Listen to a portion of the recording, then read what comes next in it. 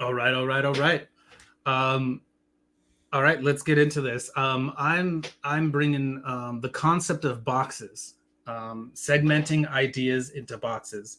Um, this is a concept I kind of came up with. I don't there maybe there's a more professional term for it, but I just kind of like something that was kind of happening to me is that I would be having conversations with people, and I would be aiming to get a point across, and that point could be anything, but it's typically um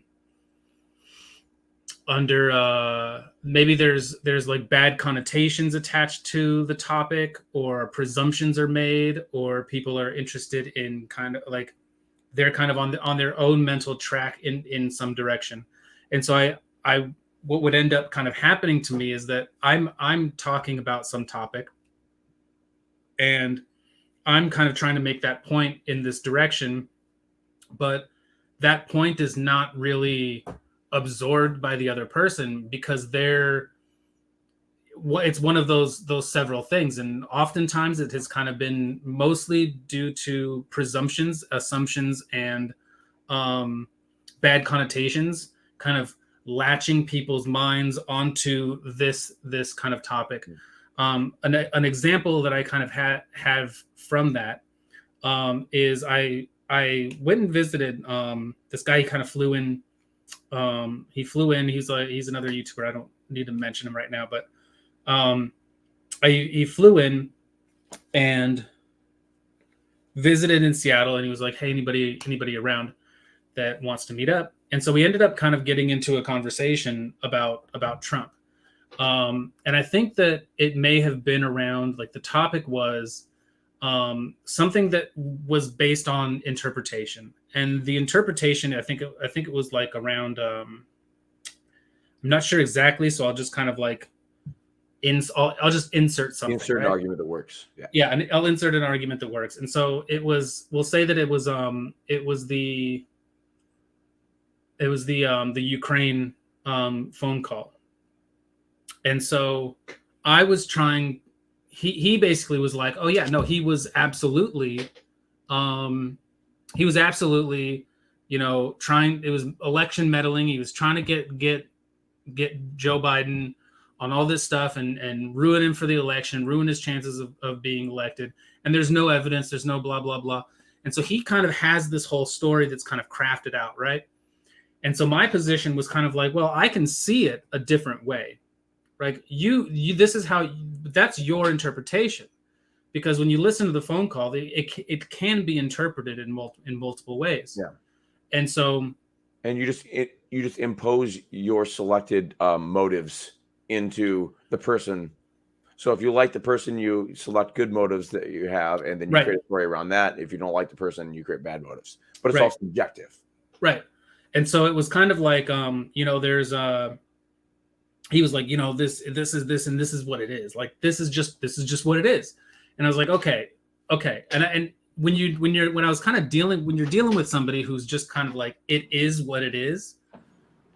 I was like, I don't know how to talk to you. Like, all you're doing is you're talking at me, and I understand your perspective. I understand what you're saying. I can repeat it back to you. I understand it. But what needs to kind of happen is that you need to be able to understand me, because this is a Yeah. conversation. It's a two-way conversation. So I say, okay, take your interpretation, and I want to put it into a box. I want to put it into a box, and I want to set it aside, so that we're not talking about that anymore, right? We're not talking about that. We're going to look into this box, which is the box that I'm opening up, so that you can understand what it is, what my point is, so that you can see, hey, there are multiple interpretations. Now, it turns out he wasn't interested in any of this. And, it kind of made me realize, and I kind of had a level of respect for for the way that he engaged when I would watch him on YouTube. But in this instance, I was kind of like, this guy's not really, he doesn't really seem capable of hearing another person in the end, right? And so, but I was like, okay, here's the alternate interpretation, is that Trump saw a video of Joe Biden bragging about getting this guy fired, right? And this guy was investigating Burisma, who had Joe Biden's son working for it.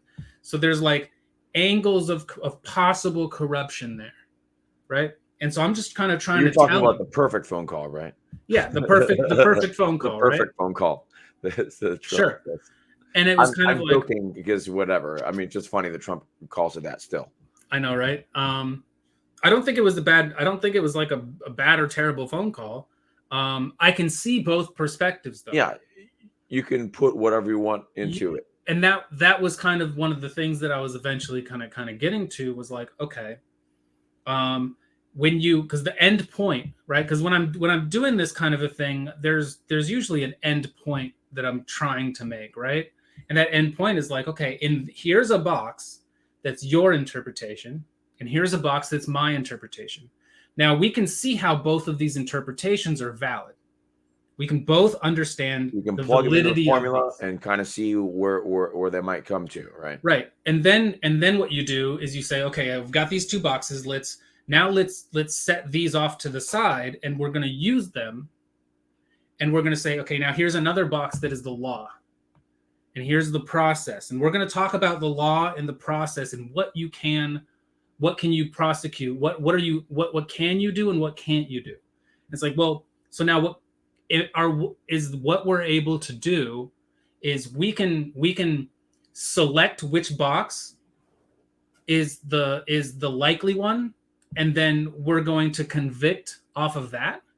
It's like, well, we can't, because these are just interpretations, and they're both valid interpretations, right? And so when it comes to the court, so I'm sitting there like watching all of this craziness kind of happen, and everybody's like, this is what he said, and this is what he said, and blah blah blah. And I'm kind of like, I'm interpreting things completely differently.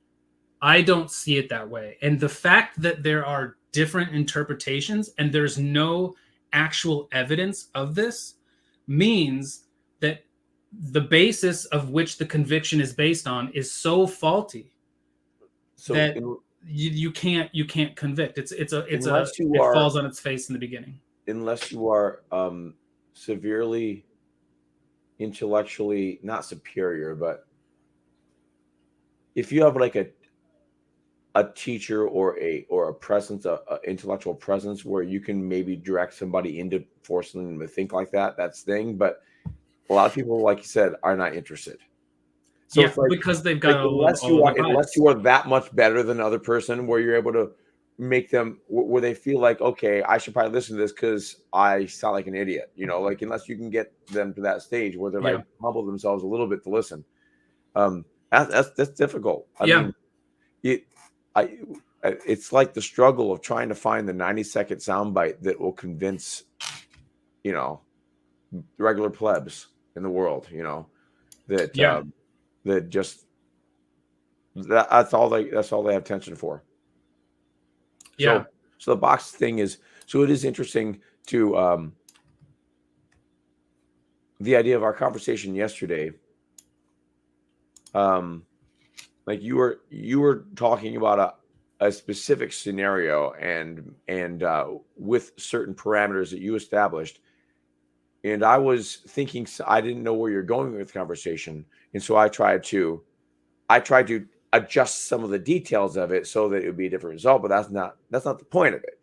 I think the idea of boxing is not nice because, like, okay, let's accept these sets of facts and then discuss. It's like, if this is the case, or just the parameters. Right. Like I remember I had said like if, and I'm fabricating. Right. I think those were like the two. Those were my. And I got it eventually. I just didn't get it soon enough. Yeah. And it's interesting But yes, I am totally willing to have hypotheticals, and like even if you can say, okay, assuming this person's an asshole and they actually did this on purpose because they don't like black people and they killed this person. Like if Yeah. you okay, let's assume that, and then Yeah.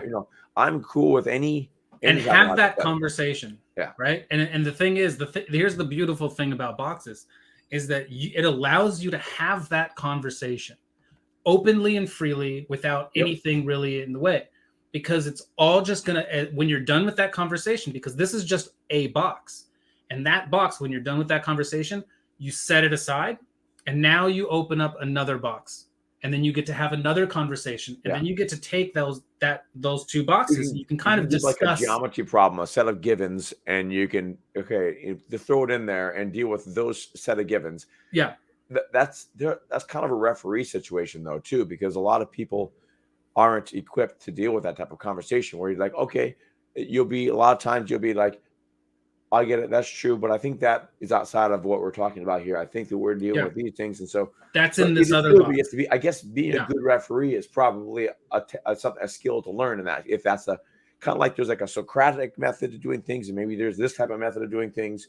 And so, like, it's the other one. It probably is an intellectual message that we don't know the name of. You're just calling this box thing. So yeah, it probably is. I mean, hey, if if just somebody guys knows what this is talking. called and how you do this, or there's it's been laid out somewhere, then drop it in the comments. I would love to see it and take a look into it. So earlier today, maybe this can be a topic of conversation, because I think that this is also, I don't presume that we're going to have much. Here's something to kind of know about me is I am pretty decent at taking any side of an argument and kind of pushing and arguing for it or against it. It doesn't mean that I necessarily hold those positions, but I think that by doing those kinds of exercises and playing around within a box, and saying, okay, well, maybe we could do this, and it's like, okay, well, here's the best argument that I can come up with for this, and you're against it. So here's and maybe I'm against it too, but this is the best argument I can come up with that would be for it. And now, what do you have to say? Things you like to do most, and so I know that you're doing it, and I appreciate it. I don't mind even if you're completely being disagreeable, honestly, because I think it's kind of fun. I think it's like okay, okay, like especially if you get to respect a person, then if someone really pushes back against something, sometimes it can be like, okay. So I've argued there's either they have a good idea or there's something going wrong with them today. Like whatever it is, you can kind of either way you can take it in differently rather than just defensively. Yeah, and I think in some ways it's like an exercise with just for your brain. And what's kind of fun for me is I like to know how people think, and why people think the way they do. And so if I can kind of present an argument, and even if I don't believe it, but I can make a better argument than they do, it's kind of like that's kind of interesting to me. It's like, okay, like I don't know necessarily what to make of it. So that's exactly what you do when you're trying to refine your own positions, because early on in those, I mean, after a number of iterations, you're not necessarily changing your own opinion on things, but sometimes it can work out that way. But like early on in those iterations, when you're playing those games and doing whatever else, you're actually testing your own parameters for your own ideas, and you might actually change things a little bit or completely if you think, actually, from that angle, that's not consistent with this other position I take. Like, what do I think about that? So it's important. Yeah. So I wanna pop this up. This is a little paint thing that I drew up earlier today of kind of almost like an example of the boxes. So I'll pop it up. Boink. Okay. So what this is kind of like this right here is the topic this is like the main topic of conversation. This is what we're it's like, so when somebody, okay, drag queens, we've got drag queens. Well, what about drag queens? What do you have? What are your positions? What do you have to say about drag queens, right? And so really, to me, I think that when you have the conversation about drag queens, this is kind of generally what people have thought about. So let's for use drag words queens for people who are just listening. So adults versus kids. Yeah, basically. drags. This is So drag for drags adults for adults is a different conversation than drag for kids. But when people initially, I mean, before more recent times, when people would talk about drag queens, people were talking about drag for adults. That was it, right? Nobody was talking about drag in front of kids. Nobody was talking about that. And so then when you're dealing, I think everyone was on the same page that it was not okay at one point. Right. And so then it could be like, okay, well then there's drag that's sexualized, and then there's drag that's not sexualized, right? And I think that there's not much of a conversation that can be had in this area, because regardless of what you do, it's like we're all talking about consenting adults. Yeah. And I don't think that there's many people who are really going to be opposed to it. I mean, maybe if you're talking about talking to Christians, you know, and then if you're talking about Christians, then you would sexualized, and then you could have a box here, and then you could have a box here that's sexualized from a Christian perspective and not sexualized from a Christian perspective. Like, let me just put these in here, like, or not, maybe not Christian, but religious. Let's say religious and same thing on either side. And religious, right? And so then you could say, okay, then you've got we could talk about it from these. And you can say, like, okay, there's drag for adults, and then you can say, okay, maybe the sexualized drag for adults is bad. From the religious perspective, drag for adults, it being sexualized by the religious perspective is bad, right? And then you can say, oh, well, then there's the drag for adults not sexualized. How did this one get red? That's right.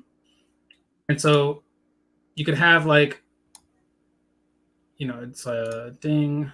Here you go. And right, so you can have this, right?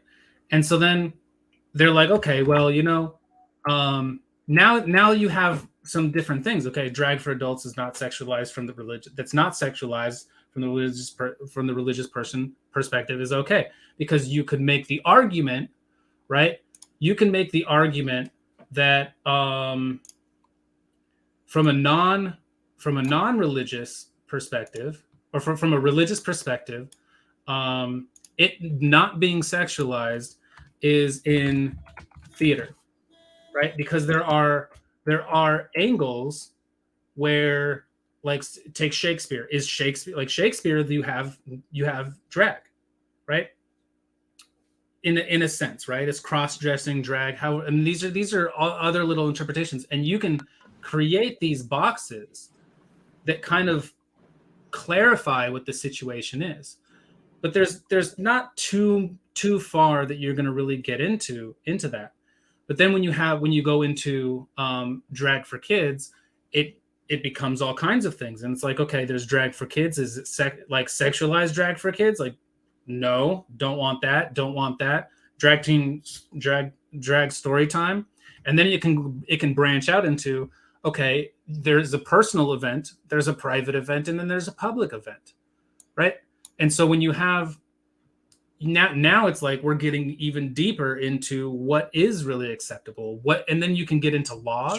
So your idea is for us is that you can take one of these boxes and focus on the things that are connected to it only, and not focus on other areas. Like, if you wanted, what you could do is say, I'm going to talk about, like, this is the pathway that I'm talking about, that I want to have a conversation in.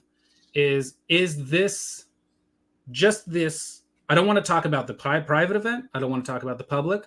I don't want to talk about drag shows in schools or it not being sexualized. None of that stuff has anything to do with what I'm talking about. So what we could do basically is we could say, I'm going to take, this is going to be really stupid and kind of. That's fine. Right. But you can say all of this right here, none of this matters to me. None of this in here matters. This is all where the conversation is. So if you want to talk about drag shows in schools or it being a public event or a private event, it's a different conversation. You're having this. If we're talking about this stuff over here, we're having a different conversation. If you want to reference a private event or a public event, we're having a different conversation, right? But I could make the case that, look, a drag story time being a personal event is acceptable. I can make that case, right? And what I'm doing when I follow this pathway is I'm saying, hey, let's focus on this, because if somebody wants to say, well, what about a private event? What about an event that's at a library or something? That would be more of a public event. But a private event is like, hey, here's a birthday party in the back. Yeah, well, that's a personal event. A personal event would be a birthday party in the back. So private would be at a like a fundraiser membership club. Yeah, a membership club where you have to kind of, in a sense, like pay to enter. You have to. There's something that you have to do in order to be able to enter into the event. Personal events is like hey, you're invited. It's at a person's home, right? They can do that, like, and because I can make the argument that, like, if we are to encroach on this area right here through this pathway, if we're to encroach on that, now we're getting into personal freedoms, right? That's where we start. Yeah, I can not like any of it, but just make concessions that there's nothing I can do about it because of the personal freedoms issue. Right. Right. That's what you're saying. Yeah. With kids, there's, in fact, I think my line would be different. I would rather it be, I mean, it would have to be not sexualized and it would have to be in public. I don't even like the idea of personal, of like one-on-one time with alone with a drag guy. Like with your kid. I don't think that's even okay. Yeah. I don't think that's a personal freedom thing, but yeah. And see, for that, you could say, okay, you don't want personal event, and part of that personal event or private event, right? Yeah. Is sexualized content in general with kids, it shouldn't be acceptable, but especially not personal, like one-on-one type of thing. That's ridiculous. Right. So you can say, okay, one-on-one time with drag. Now we've got a box for that. Right. And your position, right, is I don't think that that's an okay thing in a personal event or a private event. Right. Yeah. And we already agree that we don't want this, right? So like I look at it like, okay, there's drag story time at a personal event. I'm okay with that, because I understand the laws of all that stuff. But now we insert one-on-one time with drag. Like, well, that's that's more of a conversation. Now, of course, you can have, if the content isn't sexualized, there's not much you can do about private gatherings. It's just like whatever. As long as it's not sexualized. When you add sexualized to the story and you have people that are underage, that does change the whole thing where they don't have that permission. I don't think even a parent. Maybe CPS ends up getting called. Like, hey, you're having a drag queen as your babysitter, and they're coming to, to do all this. I mean, it's like, okay, are we talking about a Mrs. Doubtfire situation, or are we talking about, hey, I want them to come in and Betty Bazungas or whatever. They always pick a sexualized name and yeah. So I think like I mean, I don't know if we want to necessarily have the conversation with all Yeah, this. we could Um, do. I mean, we could do it if we wanted to, but I don't know. Honestly, I don't the even know drag how much of conversation a was that. I don't know how much. I mean, I don't know how much of a conversation that we would be able to have where there would be too much disagreement. yeah. Because I think, I mean, just to basically, I guess I could have the conversation here. I don't think I need to have the boxes up for it.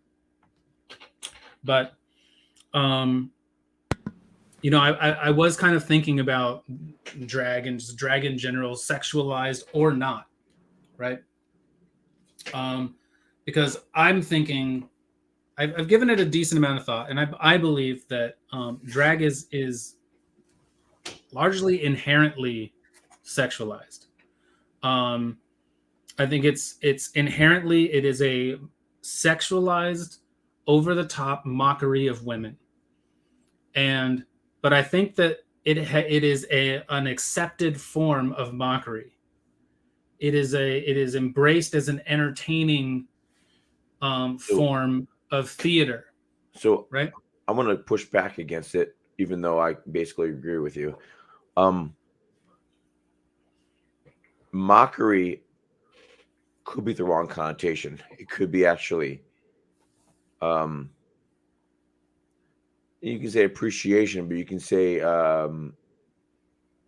what's a good word for longing for or whatever. Like it's actual, it's not mocking. It's like wishing really hard.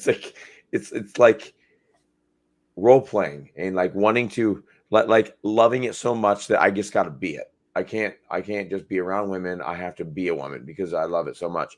So I just I can understand that, but I don't think that that really removes. It may not be intended mockery, but when you portray yourself as an overly exaggerated version of a person, right? That is in effectively mockery. I mean, you take blackface, right? Blackface is a mockery. It's a racist mockery of black people. I'll disagree with you Okay, because I actually I do. Not to be disagreeable. Um, like dressing up as Mr. T as a kid was not bad. well, that's a different kind of. You That's know, I don't count that as blackface, and plus, right? what How are a that was Halloween costume. Downey Jr. That I movie. guess this is where boxes come in, then, right? Yeah. This is where boxes would come in. Your box is including things like Mr. T, right, and whoever else, whatever other Or celebrity that we're talking about. Obama, whatever. Sure, If you want to whoever else, dress up like the right, president, at the time. right, and I think that in those ways, but here's the thing: is that when you're dressing up in those ways, I don't think that that's mockery because you're aiming to show respect and you're aiming to imitate that actual individual, Okay. right, in the best way that you can. Now, when you look at drag is who is it that you're imitating? You're not imitating any individual. What you're imitating is an over the top stereotype caricature of a woman. You have big, crazy hair, tons of makeup on, big, giant breasts, huge butt, Yeah. dressing really scantily clad, and you're dancing way over the top in a sexualized way, Yeah. right? It's interesting how there is this idea of what even is a woman and what is a feminine trait. Yet they Yeah. know very well when they add these features to dress like women, right? Yeah. They add these features that they can't define otherwise. So that's kind of a Yeah. discrepancy. Yeah. And so I think, when you have, when we're talking about um, drag with in front of kids, even in a sexualized way, um, I think that it is inherently sexual. right? You can, if you can, because you're what a drag. Otherwise, you're just like, I mean, you could be a cross dresser. If you're a Right. cross dresser, then and you put your makeup on normally, you try to look like an actual woman, right? Right. Then you're kind of exiting. At that point, Mockery. you're You're exiting what exiting drag mockery and is. going in more towards trying to respect or emulate. Imitate. Yeah. You're imitating, right? So there is a difference for sure. I Yeah. guess, but then again, I guess is drag. I have trouble with the word mockery, even though I don't like it. Um, I think that mockery is too strong because, like, when I used to go to the Horror Picture Show with friends in high school, it was it was more like fun and playing. It I wasn't agree. about anything. It was just about like it's fun for some people wear wigs and whatever else and they do whatever and it was just a thing. It wasn't there wasn't any mockery going on as far as Well, men and women mockery, alike. that's, I guess that's kind of why I'm kind of like, I guess I kind of, I put a little bit of a caveat behind it, is that it's an accepted form. It's an accepted form of mockery, which really dilutes which I guess my aim, because I'm not sure that I know a better word to describe it than mockery, but an accepted form of mockery, I think, is a way to dilute the word of mockery, because I So mean, you could say it's putting on a woman face, but like I mean, a trans person puts woman face on, yeah, that's right? true.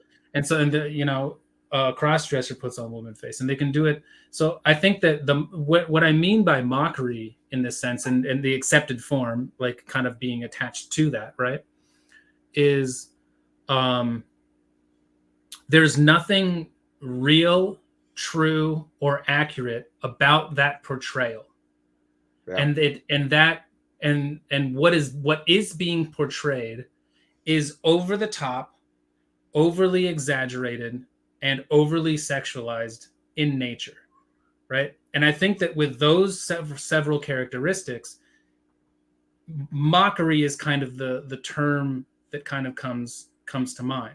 Now it's an okay. accepted form because we find it to be entertaining, right? But now imagine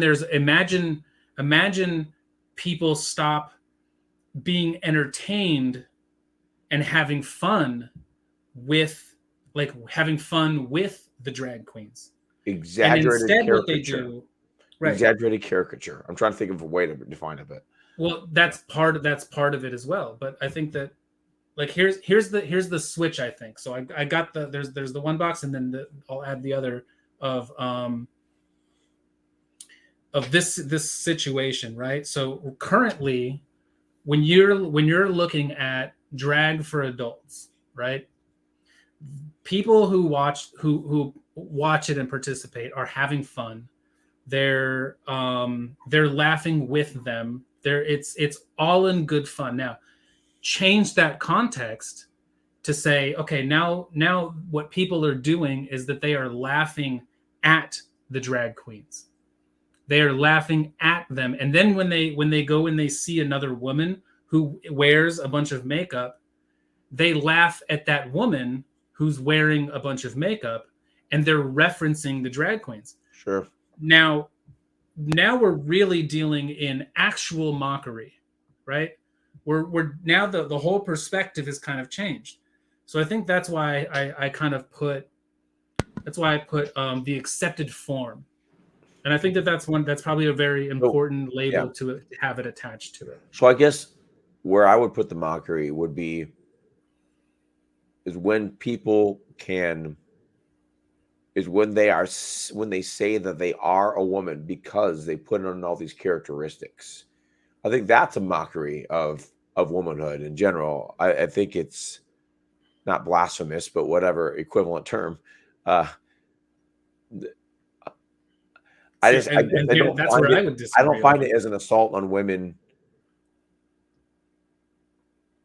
if you don't think you're a woman doing it. If you are doing Mm, a burlesque, if you are doing a burlesque thing from the 30s and just playing this game because you think it's really fun. I don't even see it as mockery. I think it's Hmm. I don't I don't get a kick out of that stuff like I might have a little bit when I was 16, 18 years old. Yeah. I would never go to a thing like that unless I was trying to assess the safety of the situation for like, you know, this a community or something like that. But I could never see myself going to enjoy it. I just for some reason mockery strikes me as um it's like I'm glad to use negative terms associated with these things. I don't think they're healthy developments of society, but Hmm. I don't think they're trying to be. I don't think they're trying to be a mockery of women. But I get it. I don't know what else to use there. I don't know what other term to use. Me neither. Me neither. That's why I have the accepted form. Now, here's a question that I don't actually know the answer to. What would you call a trans woman who dressed up in drag and put on a drag show? That is just They wouldn't be drag because a right. No, it's drag not. specifically is a man dressing as a woman in a sexualized, Yeah, over the top that is fashion. the problem I have with most of it. So Are if there actually if drag society trans only wants women? to, if society only um, devolved to the silly state of drag, I would have there'd be no conversation. I'd just be like, sure, some people like to do that.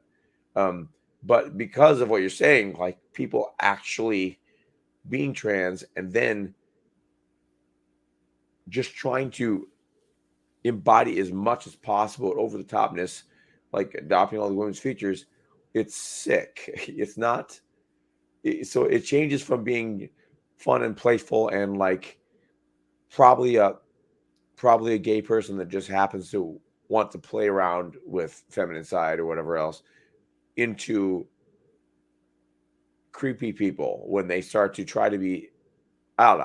I think it's creepy to to be that outlandish, that big, and that To when you be to when you're being that sexual, and that's actually how you kind of want to be, instead of it being like it's either a game or that you would kind of shouldn't more be be that the kind of fetish. or you shouldn't be that kind of overboard, right? It's either game or you shouldn't be that overboard. I'm not going to criticize people choosing to. Okay, I'm not going to personally attack people that are trying to live their lives as a girl or a man that are just trying to pass and just do whatever else. It's when there's this level of when they bring either the big sexual content or the big this outlandish like this show, this um Hunger Games, you know, a capital city type of thing where they're just like it's like it's just it's kind of a perversion of life, honestly. um Hmm. it's it's a symptom of trying to just game like game like playing a game with life and just nothing matters and whatever you feel like is fine, which I guess you can't criticize individuals for doing whatever they want, but it's I don't Oh, know, I it think just it I think feels you bigger. certainly can. Yeah. I think we've kind of hit a point in society where we are effectively taught not to criticize and just accept what other people's realities are. Yeah. Um, I don't accept that as reality, but I just say that I don't have control over individuals, and I'm also not going to exert treat control them over any them. differently. Honestly, as a human, I'll treat them as a human no matter what, and I'm not gonna whatever until they start doing things that are either trying to attack the foundation of society or making me, pretend like they're a girl also, and I don't even know you. What you're gonna make me? It's like you got a beard and you're saying you're a girl. It's like like when they do they Yeah. go they try to be as queer as possible. That's kind of like it's a thing. It's like they want to be kind of just when I say queer, I'm not saying that any sort of I'm not saying Nothing that. specific. It's just Yeah, they could be all kinds of is an idea of different it's not necessarily even. I mean, it's sexual in nature, but it's not about Mhm. gay or whatever else. It's about trying to be fanatical and peacocking, and so it's It, that's where, and they're trying to force me into it. I'm like, okay, we don't need to have that. I mean, you yeah. can do that. You can go to your drag show type places and do you. But I don't. But forcing it on me is the only issue I have. I honestly don't have any problem. I have several people I interact with on a bi-weekly basis because I'm a delivery driver and I encounter a lot of people, and I'm very friendly, help move the couch in with some people and stuff, whatever. I mean, I really have no problems with people that are being normal. It's when they're being abnormal and they want you to pretend like it's normal. That's the problem. Well, that's the kind of culture that we're Yeah. developing through this acceptance culture, where you have people who identify as whatever it is that they identify as, and it's not enough for them to accept and be who they believe that they are, but Mhm. they require other people to affirm and validate it.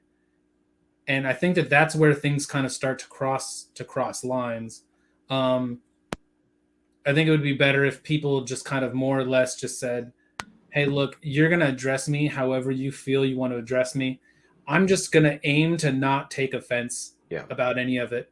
I think that So the the problem, people that I never have any issue with, and I am much more likely to address them in whatever way that they seem as though that this is what they would want, are people that don't really care.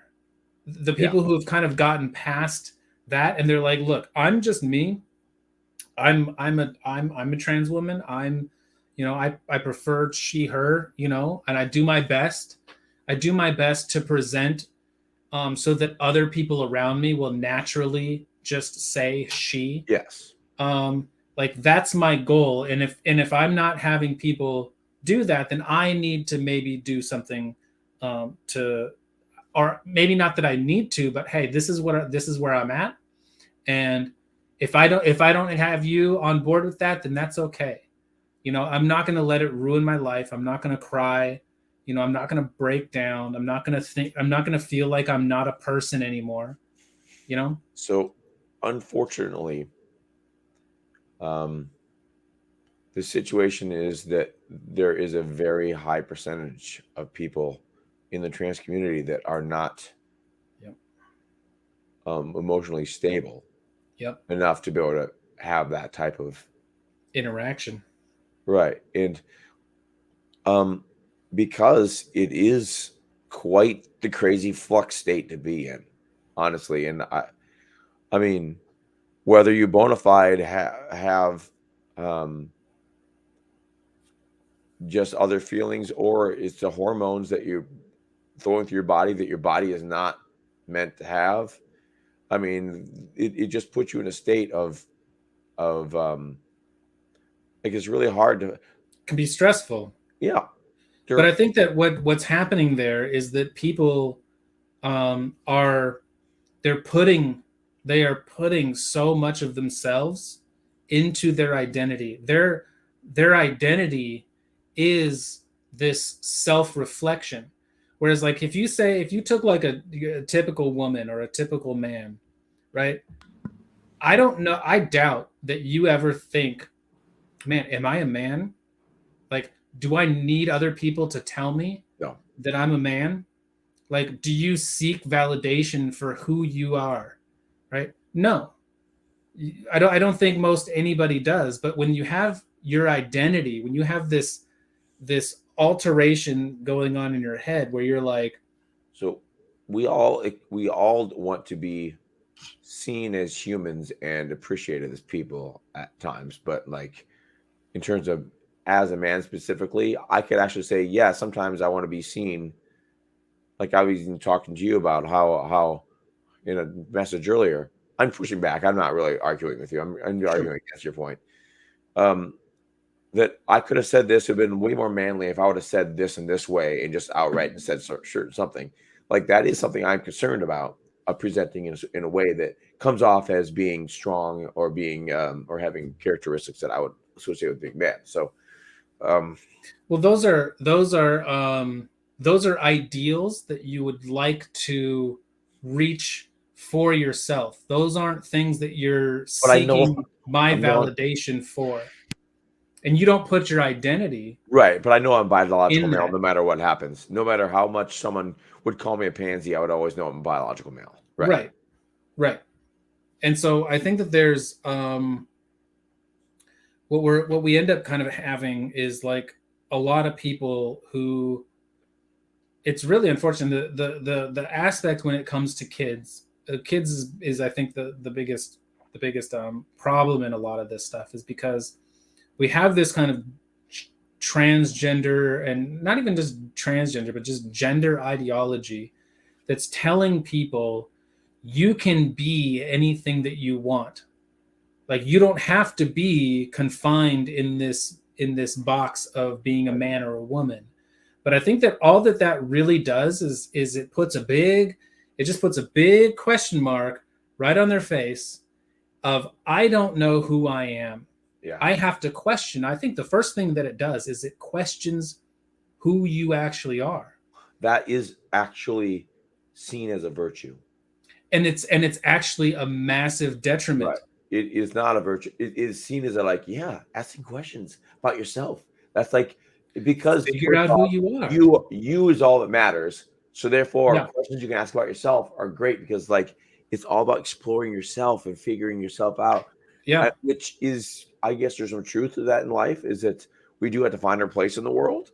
But this is a bad place to do it. Right. That is. And especially it's a really bad time to do it too, because when you hit like 12, 13, 14, you're starting to hit puberty. That is the time where you are seeking validation. You are trying to solidify in some way who it is that you are. And then by the time you're like 16, you're like, this is who I am, and you better accept it. Like that's what often happens is, this is who I am. You need to accept this. You have to. I think virtually everybody's gone through it. And so the problem comes is when you have this ideology, this gender ideology that puts this question mark on people's faces, in their heads, and they're like, well, who am I? Who do I need to be? And then they don't feel at home within their own selves. And then they're probably socially, they probably struggle socially. So then they're already not getting the validation that they are kind of seeking, because they don't have people to help to validate who they actually are. And then they start questioning everything. And then here comes some other people who are also who have figured it out. Oh, I'm actually a man. I'm actually a woman. I'm actually non-binary. I'm actually a frog. I'm a, whatever, who knows what I am, And then it's like, and here I've got a whole community of people who accept me for who I am. And I've just fabricated this identity. And now become part of this community. And when I become part of this community, I'm getting the validation. And then anything against that is an attack on your person, on who you are. Yeah. That's why it's hard. Yeah. And so it's like it's really dangerous to have this kind of an ideology out there. Now I don't doubt that there are real bona fide true trans people who have gender dysphoria, like very harshly. But I see a lot of people out there, and it's like I'm having a really hard time buying into all of this stuff. I mean, I look at social contagion, a big part of it is social contagion for sure. I'm currently like, I'm trying to figure out what that line is of where it's like, okay, I'm not buying into this. Like your concept of who you are.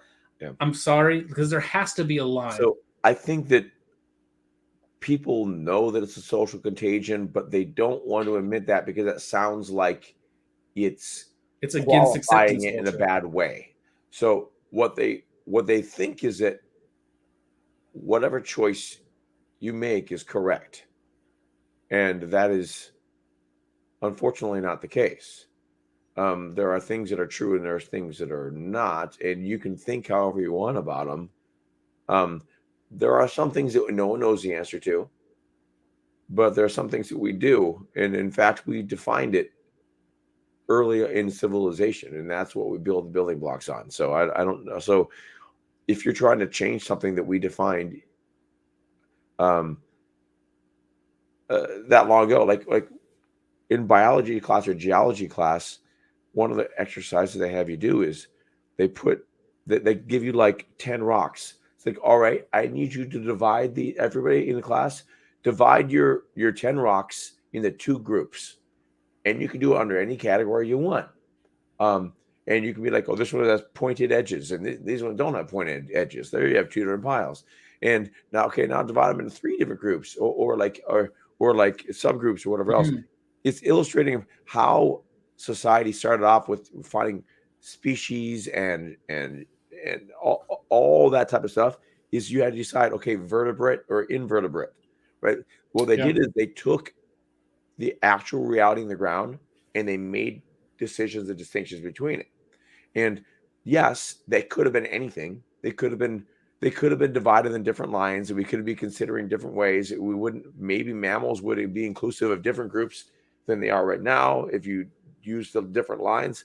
But that's how we defined the world. And when you're trying to redefine how we define the world and it started, it's like it just doesn't make any sense to redefine how we've learned to live, from not being able to communicate, from being cavemen type people that are just figuring out fire and all this kind of stuff, figuring out a world, figuring out speech, creating language. It's like, how do you try to undo all that? Well, I think it's the way that you would do it is you would confuse language. And I think that the way that they're currently confusing language is really the question. And it's kind of unfortunate that like what's his name? Matt Walsh. Matt Walsh is kind of almost like he's kind of been the guy who found the right question to ask. Yeah. Right. What is a woman? Well, right? I love him, by the way. Yeah, I'd like him on his trans type stuff. There's I don't have too many. He's a flawed human, but I like him. Talks smack about anime and games, and I'm kind of like, yeah, he does that. Really, he does that on purpose. He's sure. basically joking. He also says that about like, I don't know that he's joking about that stuff. Well, okay. For instance, like he's like men shouldn't play video games, but that's why you have kids, because you can play video games with your kids.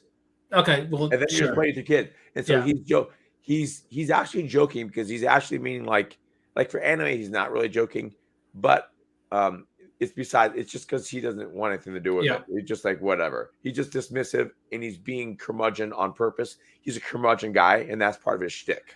Very true. So it's hard to know if you don't watch him, but yeah. Yeah. So like, I think he kind of found the right question to ask, and I think that it is the right question to ask, because the follow-ups for it are they don't make sense. And it's kind of like, okay, so what is a woman? Well, a woman is it's anything that, if you want, it's anybody who identifies as a woman. Yep. That's what they say it is. Yeah, it's if you identify as a woman, it's like, okay, so now I'm a woman. And what are the characteristics of a woman? Yeah. So if I identify as a woman, now I'm a woman. So because I'm a woman now, characteristics those are. There are no characteristics of a woman. They're just whatever you want. It's all based upon self-actualization. Yeah. Well, so there's the box of like, okay, what is a woman, and like the definitions of where you can kind of go to it with it. And then there's like the results of accepting that I'm a woman. So if I say, Yeah, I am a woman, and I just say it, and I don't change anything about myself because all I have to do is simply identify as being a woman. Now, what does that enable me to do? Well, now it enables me to go into women's locker rooms. It allows me to go into bathrooms. It allows me to Allows you to go win to enter women's poker into tournament. women tournaments. A dude just won a women's poker tournament just because that, yeah, it's illegal in the state of Florida to deny somebody that claim. And so Yeah, this old guy, the poker champion, just goes in, yeah, I'm gonna sign up for the woman thing. Like, how do you yeah, know I'm not a woman? And he won. He got first place. sure. And it's kind of just one of these things of just kind of like, if we just go down the rabbit hole of what does this mean when you want to change all this stuff. You're saying that me, a guy, full on, I can just say, hey, you know what? I want to enter into this space. That's what I want to do. And you're telling me all I have to do is just identify as a woman and I can do this? Like, we have to be able to draw lines. Yeah. We have to draw lines somewhere. And right now, I think the line that I currently have it at is Dylan Mulvaney. That is I feel that is a caricature. Yes, it is. I believe Tim's explanation. Yes, he's just Yeah, playing a game for because it was the thing that caught him on fire for YouTube, like TikTok, whatever. It was like he's a gay guy that just tried all these different things to try to get hits and views, and he's just doing this thing. He even plays like he's a girl, not a woman. not a woman. It's like Right. 365 days Of being of a girl. girlhood. Yeah. And to me, I thought that concept, just like that concept alone, and mixed with the behavior, was like, okay, you are acting like a child, and you're prancing around, and you're afraid of a bug, and you're saying, oh, it's trees, I love that, I love though, it's a pond, I love it, it's a bridge, I love it, and it's like you're doing these things that girls don't even do. Like, Yeah. it's just you're acting like an absurd child. And when that's why the Bud Light thing is got hit so far, that's why it hit so hard. If it were Bruce Jenner, this wouldn't have happened. Even though Bruce Jenner is whatever, it's like if it were Bruce Jenner, there's Bruce Jenner's almost like the guy's trans woman. Yeah, it's like, okay, yeah, like I get, like, you still look like a man, okay, like, hey man, you won the Olympics and you didn't do it as a trans, you did it as a man. Yeah. All right, and I don't think too many people have issues with that. It's just like when people. What I'm saying is that there wouldn't have been massive protests as big as they have been that caught so much fire if it weren't Dylan Mulvaney, because Dylan Mulvaney is especially toxic in that he's putting on a woman's face. Yeah, it's that to me is to me, I find that to be unacceptable mockery of a woman. That is mockery. That is unacceptable mockery of a woman. And when I hear other women and they're like, oh no, it's a she, and they're pushing that whole line. I'm like, what are you gonna say when he transitions back to being a guy? Because you live far up north where you encounter that. I don't encounter very many people that would actually agree with that around here. I mean, there's some people, but honestly, I think that there's just enough. No one would yell at me. I would say that's not. I think that there's enough. I don't know how many people actually believe that, but I think that there's enough people who are loud enough to create an environment where it is presumed that there are a lot of people and that there are consequences for going against that. Yeah. And therefore, people are going to behave as if this is something that they believe. There is a night and day difference with delivering. Like, in general, I'm in Pierce County, but I have done things for other people up north, and it is night and day difference with attitudes on everything. It is night. You think it's just just people. Now, if you lived down south for any period of time, you realize, it's just different. Yeah. And so like even with the mask situation, all the whole time down here, yes, there were always people that were really, really into it. But there was always down here, there were always like 20 to 40% of people that were just like they can screw off and just walking around like normal. And up north, there was like it was like a 1%. 1%. Yeah, it's like Like, 1%, and that yeah. person, you get the door shut in their face no matter where they go. Yeah. And so, but down here, it was like there was a percentage where it's like whatever. It was so like, but like I'm saying it's night and day difference with compliance up Yeah. for certain values up there. So I don't. I'm glad I don't exist up north very much. I think about it, and I grew up here. I've been here, and I've been with the crowd that I've been in the same mindset as the crowd that is up here. Yeah. Up until more relatively recently. Yeah. When everybody just seems to have gone crazy.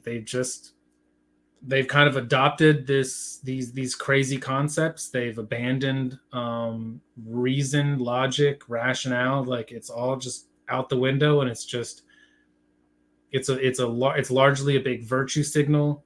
And I think that there's levels of it that is personally defensive, as in I kind of have to go along with. I mean, I've known people who would identify as being trans, and they do not fit the bill in any real way.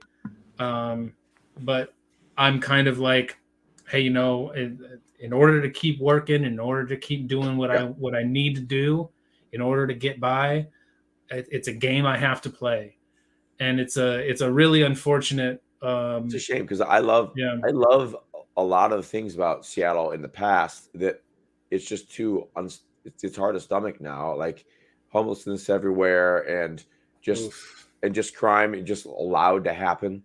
It is disgusting. Yeah. And I used to love going up there and shopping on Broadway and whatever in that area and stuff, going to these shops and stuff. And I go to Century Ballroom a lot and it's a different kind of life, that's fine. There's some hippie type people and real progressive type people, but back in the day, it didn't used to be like a totally hostile to me environment. It was just whatever. And everyone's just like, hey, you're one of those square guys. I was like a square guy. That was the worst of it. It wasn't like it was a bad deal. And it just turned into just madness, in my opinion. It's pretty crazy. I want to wrap up, but I think that I would love to have a conversation because I put a lot of thought into like the homeless and the homeless situation, and even potential solutions, and kind of just what's going on. So maybe that can be a conversation that we have another time, maybe even tomorrow. Unless if you've got an idea that you're feeling, I'm more than happy to jump tomorrow. We can know about that tomorrow. It's fine. The only thing I had in my head was a current event thing, which doesn't matter. Well, hey, current events. I think current events can absolutely take precedent over a persistent problem that nobody seems to be even attempting to fix. So I can have the homeless conversation. Well, it's kind of, that's kind of current anyways, because Inslee, and there's news with him and him not running for a re-election and all that kind of stuff. Really? This is kind of built in. Yeah. Oh my goodness. Yeah. It's kind of built into his failures, but yeah. So anyways, all right, we can wrap this. Okay. I guess if you guys made it this far, drop a like, drop a subscribe. If you like these, hit the bell button so that you can be notified of them. I really don't expect you to, but our plan is to do these Tuesday, Wednesday, Thursday. We're looking to improve our skills and then maybe upgrade the sheen of how it comes off eventually if it deems if it seems like we're doing all right, if we think we're Yeah. getting things together. If we manage to get a few comments and we manage to get a few likes and maybe a few subscribers, you know, it'll help us. It'll help be a motivator for us to push this more and further. But right now, it's a lot of it is just kind of it's a great mental exercise. It's great to talk about these kinds of things, and so yeah. I guess that's all I got. Yep. All right. All right. See you guys later.